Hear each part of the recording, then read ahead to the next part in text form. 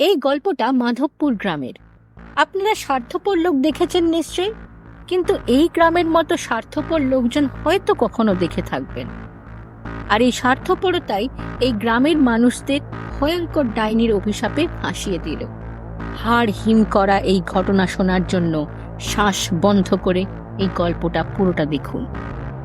এমনিতে মাধবপুর একটা ছোট্ট গ্রাম, কিন্তু এখানকার বাসিন্দারা ছিল ভীষণ মতলবী।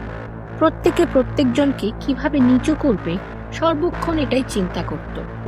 টাকার পেছনে দৌড়তে দৌড়তে মানুষ এমন হয়ে গেছিল যে পারলে তারা এক অন্য খাবার না খেয়ে সেটার টাকাও বাঁচিয়ে নেয়। সবাই ভীষণ স্বার্থপর আর সুযোগ সন্ধানী ছিল। এই গ্রামের চৌমাথায় একটা অশ্বত্থ গাছ দাঁড়িয়েছিল, যেটা ছিল বেশ ঘন আর বিশাল বড়। সেই গাছটার নিচে ছিল একটা বেদি, আর প্রায়ই সেখানে মানুষজন বসে কাঠ ফাটা রোদের থেকে একটু আরাম পেত। আর সাথে সাথে চলতো পরনিন্দা আর পরচর্চা। সেই গ্রামে একটা বুড়িও থাকতো। সে ছিল ভীষণ একা। বিয়ের এক সপ্তাহ ঘুরতে না ঘুরতেই তার কোলে জুটল সাদা শাড়ি। যৌবনে সে যেমন তেমন করে লোকের বাড়িতে কাজ করে নিজের দিন কাটিয়েছিল, কিন্তু বুড়ো হয়ে যাওয়ার পর সে আর কিছুতেই নিজের খাবারটুকুও জোটাতে পারছিল না। একদিন খিদের জ্বালায় বেহাল হয়ে ভিক্ষা চাইতে চাইতে সে সারা গ্রামে ঘুরছিল। দৌড়ে দৌড়ে ঘুরেও তার কথা কেউ শুনছিল না, আর সবাই তার মুখের ওপরই দরজা বন্ধ করে দিচ্ছিল। সেই বুড়ি ভিক্ষা চাইতে চাইতে মোহনের বাড়িতে গিয়ে পৌঁছল।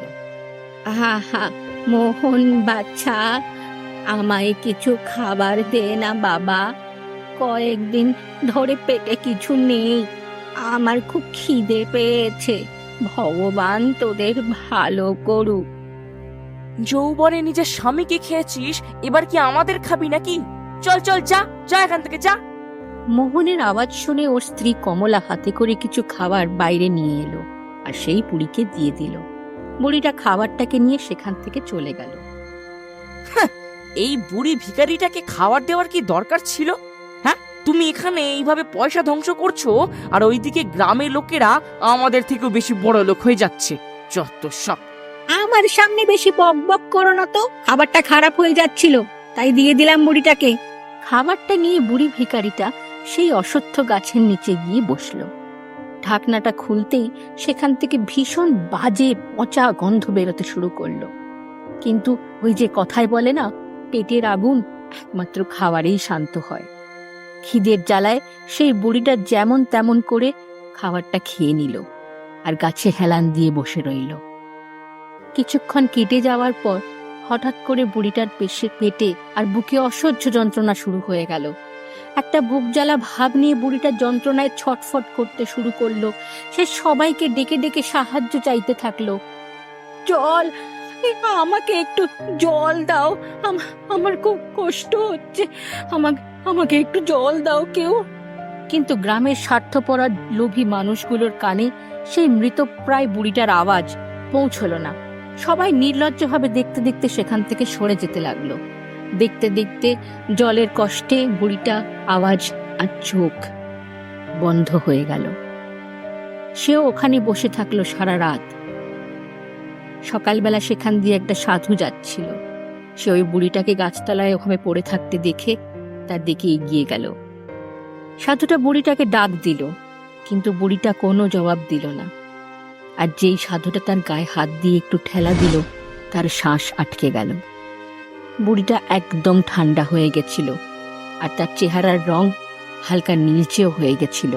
সাধুটা সাহায্যের জন্য এদিক ওদিক সবাইকে ডাকতে লাগলো, কিন্তু কেউ তার কথায় পাত্তা দিল না। শেষে নিজের সামর্থ্য অনুযায়ী সেই বুড়িটার দাহ সৎকার করে সে সেখান থেকে চলে গেল। এক দুদিন আরো কেটে গেল। তারপর একদিন যখন রাত্রিবেলায় সবাই ঘুমিয়েছিল, হঠাৎ মাঝরাতে একটা মহিলার কান্নার আওয়াজ শোনা গেল।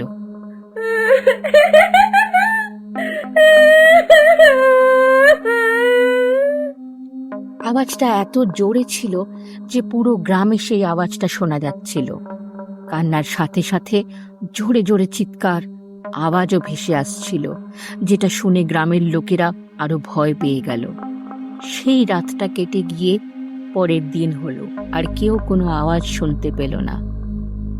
কিন্তু সন্ধ্যের পর যখন রাত হলো, আবার সেই ভয়ঙ্কর কান্না আর চিৎকারের আওয়াজ শুরু হলো।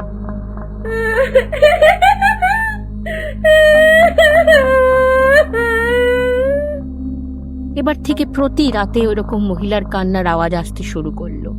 সবাই ভয় বাড়ি থেকে বেরোনো বন্ধ করে দিল, কিন্তু কারোর এতটুকু সাহস ছিল না যে বেরিয়ে এসে দেখবে ব্যাপারটা কি। এখন প্রতি রাতে কারোর জোরে জোরে হাসির, আবার কখনো কান্নার, আবার কখনো বা লোকেদের কথাবার্তার আওয়াজ আসতে শুরু করলো।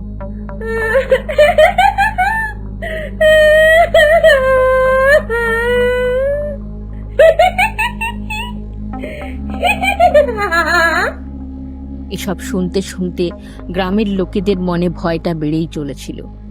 তারপর একদিন সকালবেলায় সবাই মিলে পঞ্চায়েত বসালো। গ্রামের সবাই ওই অশ্বত্থ গাছটার নিচে জড়ো হলে গ্রামের মোড়ল পঞ্চায়েতকে সভার মুখ্য কারণটা বলল।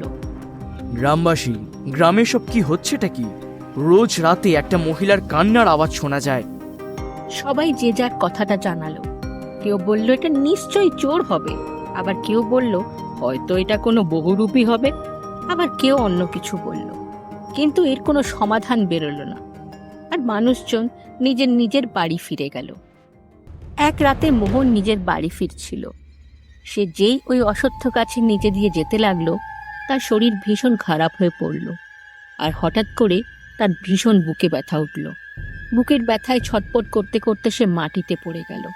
সাহায্যের জন্য খুব চিৎকার চেঁচামেচি করতে লাগলো, কিন্তু গ্রামের লোকেরা এতটাই ভয়ে ছিল যে কারোর সাহস হলো না বাইরে গিয়ে দেখার। সেই রাতটা ওভাবেই কেটে গেল, আর পরের দিন সূর্য উঠল। গ্রামের মানুষদের পায়ের তলায় মাটি সরে গেল পরের দিন, কারণ অশ্বত্থ গাছের নিচে পড়ে থাকা মোহনের মৃতদেহ পাওয়া গেল। এই ব্যাপারটা দেখে গ্রামের লোকজন আরো ভয় পেয়ে গেল। পুরো গ্রামে এই কথাটা ছড়িয়ে গেল যে অশ্বত্থ গাছটায় ভূত আছে, আর সেখানে গেলে কিছু না কিছু একটা হবেই। এই ঘটনার পর সারা গ্রামের মানুষ সন্ধ্যের পর বাড়ি থেকে বেরোনো বন্ধ করে দিল। গ্রামের লোকেরা সবাই নিজের নিজের বাড়ি দরজা বন্ধ রাখতে শুরু করলো। পুরো গ্রামটা যেন শ্মশানের রূপ নিল। একদিন সেই গ্রামের মোড়ল আর কিছু মানুষদের নিয়ে এক সাধুর কাছে গেল, আর গ্রামের ব্যাপারটা জানালো।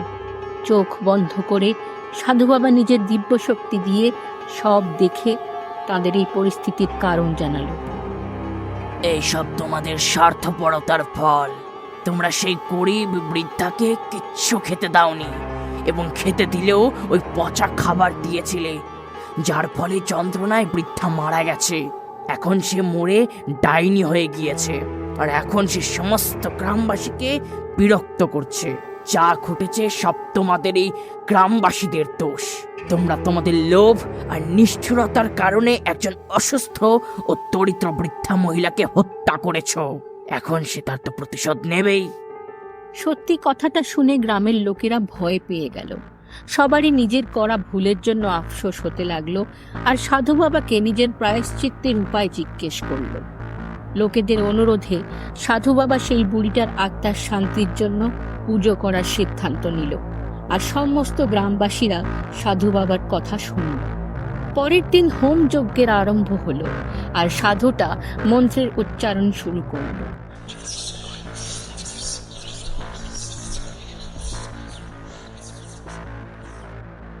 তখনই একটা জোরদার বিদ্যুৎ চমকালো, আর মন্ত্রের উচ্চারণের জন্য ডাইনিটা প্রকট হলো।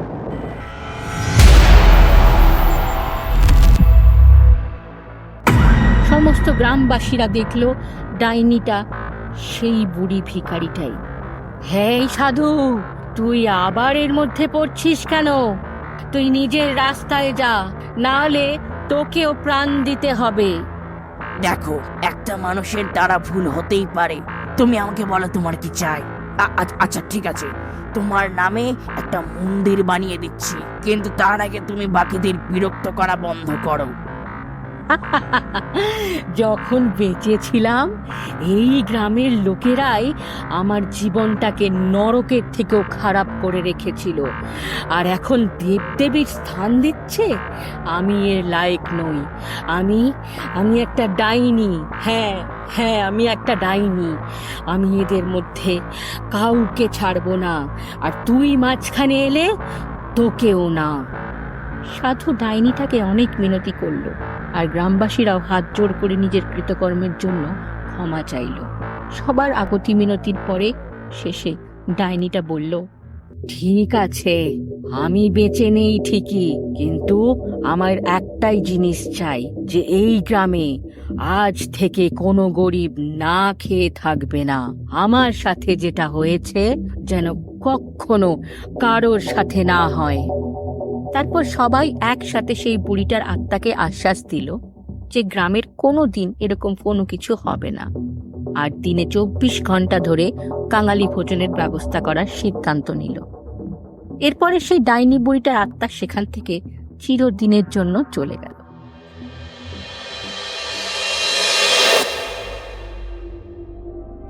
অনেক বছর কেটে গেছে, কিন্তু আজ পর্যন্ত সেই ডাইনিটার ভয় এখনো ওই গ্রামের মানুষদের মনে আছে।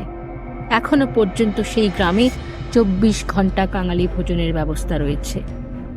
তারা মনে করে যদি কখনো এই গ্রামে আবার কোনো গরিবের সাথে অন্যায় হয়, তাহলে এই ডাইনিটা আবার ফিরে এসে সবার অন্ত করে দেবে।